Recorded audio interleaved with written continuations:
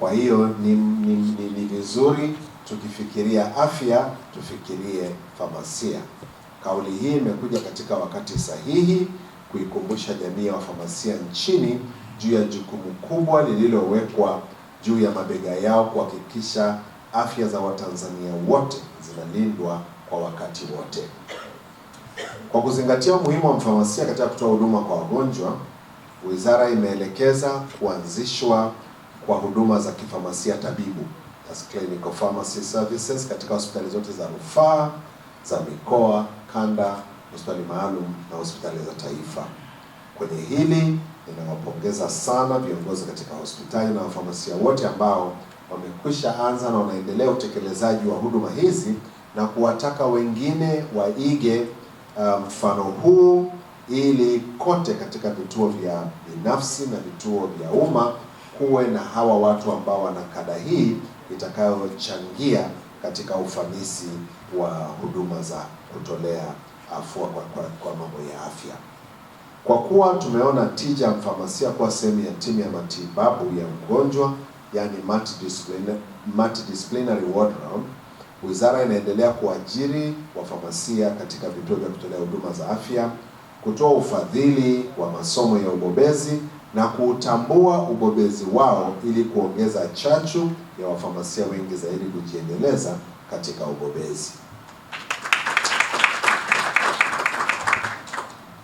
Napenda kutoa shukrani za dhati kwa wadau mbalimbali wanaoendelea kushirikiana nasi katika kuboresha huduma za afya nchini, hususan huduma za kifamasia tabibu, wakiwemo Christian Social Services Commission, Action Media kupitia mradi wa MAP QPS. Wamefanya mengi, na kama ilivyoelezwa kwa walionitangulia, yanayotambulika bayana ni kupitia mitaala ya pharmacy ngazi za stashahada na stashahada, kudhamini mafunzo ya mbinu za ufundishaji kwa walimu 200 wa vyuo vikuu na vya kati, kuandaa mtaala wa huduma za kifamasia tabibu, as clinical pharmacy services in our country, na kushirikiana na wadau wengine na kutoa mafunzo kwa wafamasia zaidi ya 200 waliopo katika hospitali 29 za rufaa za mikoa, kanda, maalum na taifa. Ni matarajio yangu kwamba utekelezaji wa mitaala iliyopitiwa itaimarisha upatikanaji wa wataaluma wa teknolojia dawa wenye umahiri, weledi katika kutoa huduma za afya katika nchi yetu. Na udhamini wa mafunzo haya ambao uliofanyika utasaidia kuongeza kwa kiwango kikubwa sana stadi za ufundishaji na kuwezesha kupata wataalamu wa pharmacy wenye ujuzi unaostahili. Ndugu wageni waalikwa na wanataaluma, ili jitihada hizi zisipotee bure, Wizara itakamilisha na kuidhinisha mwongozo wa Clinical Pharmacy Services ulioandaliwa kwa lengo la kuhakikisha huduma za kifamasia tabibu zinatolewa kwa mizania iliyokuwa sawa katika vituo vyote vya kutolea huduma za afya katika nchi yetu. Ninasisitiza niletewe mapema, maana hili liko kwenye meza yangu ili tuweze kulifanyia kazi kwa wakati. Wizara itaendelea na jitihada za kutambua wafamasia bobezi katika kuwatia moyo wafamasia wengi zaidi kujiendeleza katika maeneo mbalimbali ya ubobezi katika fani ya famasia. Leo ni siku ya wafamasia wote duniani, tukiwemo sisi wafamasia wa Tanzania. Binafsi nichukue nafasi hii kukushukuru sana kwa kutenga muda wako kuja kuungana na wafamasia wote na wageni wengine katika kusherehekea siku hii muhimu sana kwa kada hii. Sisi kama Baraza la Pharmacy ni walezi. Najua huwa kuna utani kwamba bwana ukishikilia leseni yangu ndio nimekwisha, lakini sisi ni walezi. Kwa sababu unapokuwa mlezi unakuwa mkali kidogo, lakini asilimia kubwa unakuwa unatoa mwelekeo na ushauri. Ndio kazi yetu hasa kubwa.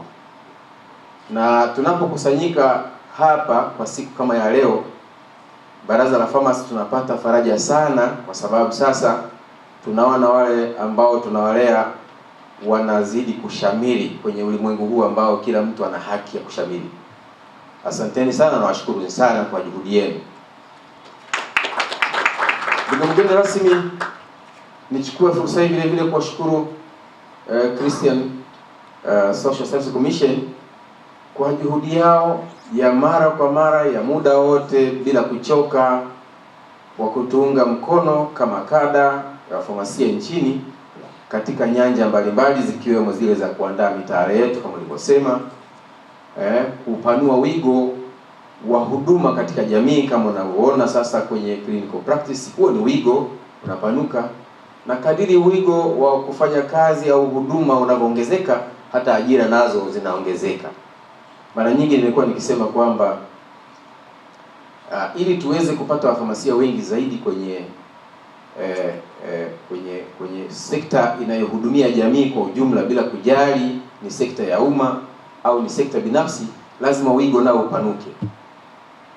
Ndugu mgeni rasmi, utakumbuka wakati tunazungumza kidogo pale ulitushauri kabisa kwamba kuna maeneo muhimu ambayo sasa wafamasia inabidi tuelekee kule ili na sisi jamii ione kwamba mchango wetu ni mkubwa katika kuimarisha afya ya wananchi wa Tanzania na duniani kwa ujumla.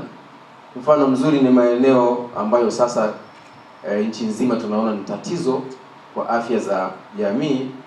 Eneo la figo ndio lenyewe linahitaji sasa wafamasia wabobee zaidi kule. Kwa hiyo tunaamini kabisa hii ni safari. Sasa tunazungumza habari ya huduma za kifamasia katika kumhudumia mgonjwa kwa karibu. Kwa hiyo muda si mrefu sasa tutakuwa na ubingwa ubobezi katika maeneo kama ya figo, moyo, masuala ya matatizo ya tumboni na kadhalika. Kwa hiyo tunaamini huku tunakoelekea kuna wabobezi watakuja, watafanya kazi nzuri na jamii kwa ujumla itatambua mchango wa mfamasia. Ndugu mgeni rasmi, kwa sasa tunaamini kabisa kwamba ukuaji wa taaluma hii unaongezeka kwa kasi, na ndio maana kuna haja kubwa ya kuongeza wigo wa kutoa huduma. Kama nilivyokuwa nimetoa taarifa pale, kwa sasa takwimu za leo zinaonyesha wafamasia wamefikia 4123 nchi nzima, na bado tunao wengine wanafanya mafunzo ya utarajali, wanakaribia kumaliza. Kwa hiyo tutaongezeka, na kwa hiyo lazima tujipange kuongeza huduma katika jamii kwa kiwango kikubwa, kwa umahiri mkubwa.